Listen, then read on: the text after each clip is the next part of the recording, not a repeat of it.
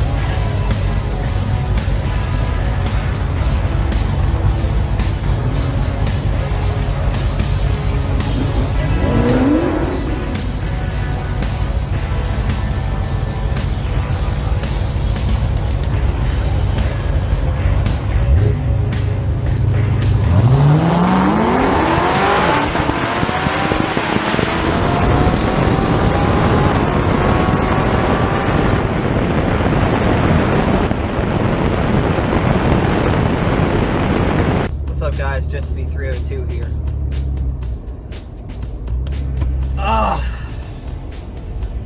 Streetcar Takeover Atlanta 2017. Yeah, we screwed that one up. You know, I could sit here and make excuses that I haven't been on a drag strip in a few years, and I could sit here and make excuses that it wasn't just the car and everything else, but in all reality, I just hosed it.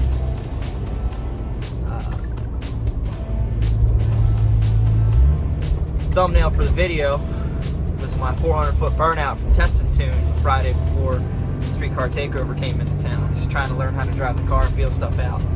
Yeah, I learned how to use launch control real quick. Figured out Pirelli Zero tires suck on the Hellcat. Oh man, I almost got kicked out. 400-foot burnout. People thought something was wrong with the car. Just smoked up the whole damn track. Tire marks all the way down it. They were pissed. They said, do it again, you're gone, you'll be banned. And I'm like, oh no, I don't want to be banned. It's my first time here, and first time driving the car, just trying to get used to it.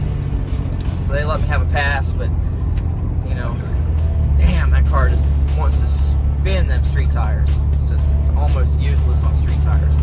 All that horsepower and you can't do nothing with it on the street.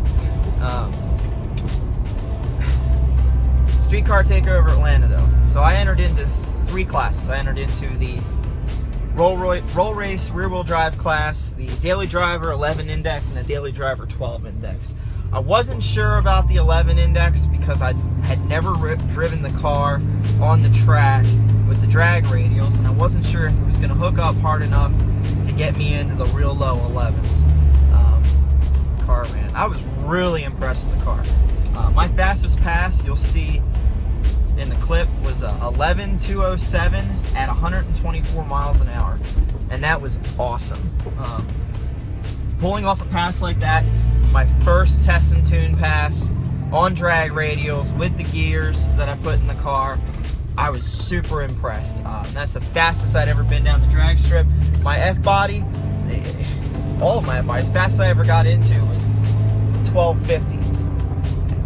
And that was with my LS car with a cam in it, and I just didn't do too much to that car. I was happy with how fast it was. It was great on the street. My other roll race test and tune pass was against Charles from the Tesla Racing channel in his gutted P100. And let me tell you, that is a fast freaking car. You know, at the end of the day, on my slip, we had a 2 mile an hour difference. And 2 miles per hour is not that much in these races. So I felt pretty good about that. Just being able to kind of hang with him and not get left was nice. Moving on to the daily driver 11 index. Test and tune pass for that. Got paired up against the supercharged Z06 with a bottle in the back. I didn't have a chance. That car was running 10.1, 10.0, 999 all day. Didn't have a chance in that one. So that test and tune pass, he got me by a second. That was my quickest pass, was 11.207. And the funny thing is, I didn't have a fire suit. I tried to borrow one, but nobody actually had one. So when I got to the booth, they handed me my slip, and they were like, "Oh, if you do that again, you're done. 11.50, you know, 11.50 if you don't have a fire suit." So I went around trying to find a fire suit. Somebody had one, and they were leaving. They couldn't lend it to me, so I had to slow the car down for the rest of the night. That sucked. It just really pissed me off. The roll racing, though, when I went into my first roll race, I got paired up against, well, first thing, you know, for Streetcar Takeover, they make you draw poker chips. And I drove poker chip number 1. I was like, oh man, I'm racing in the first round. Let me get one of these Mustangs. It's almost stock. Let me get this, let me get that. Nope. I called out, who's got poker chip number 1? Guy goes, me. And I said, what are you driving? He goes, that orange twin turbo Viper. And I was like, well, looks like I'm the first loser. And sure enough, I was right. Man, that car was quick. He crossed the traps at 160 miles an hour. 40 miles an hour quicker than me. Holy crap. It was just insane. But you know what, though? The best part about it is, that guy made it all the way to the last race in the rear-wheel drive roll racing class. He made it all the way to the end, and he lost to the world's fastest CTSV, which you can see on 1320 Videos page. That twin turbo 1600 horsepower CTSV is what took him out. And honestly, he was running so good, and he was giving them such a run for the money, that I think if he didn't get sideways, which you'll see in the clip here, I think he would have had it. So losing to a guy that made it all the way to the last round, I can live with that. And plus, it was my first event, so it's alright. Daily driver index, like I said, test and tune pass. I got paired up against that Z06, and man, he left me. Ironically, we didn't draw poker chips for daily driver. There's too many of us, so they just paired us up with who we were lined up with. Guess who I was lined up with? That damn white Z06.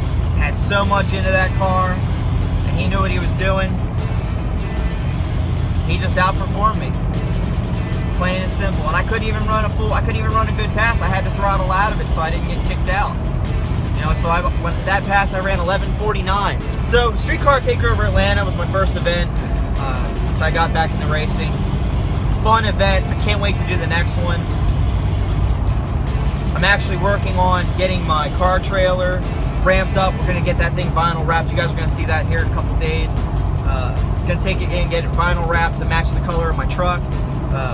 Gonna be working on the interior in it over the winter time. Gonna put some windows in it, some bunk beds, kitchenette, a couple other things. I basically want to be able to roll the Hellcat in, gas up the truck, go to Charlotte, go to Nashville, you know, go to Bradenton, go to Palm Beach, go to Homestead, wherever these races are on the East Coast, within 8 to 10 hours drive of my home, and basically just spend the weekend and go race and have a good time and pack it up and go home.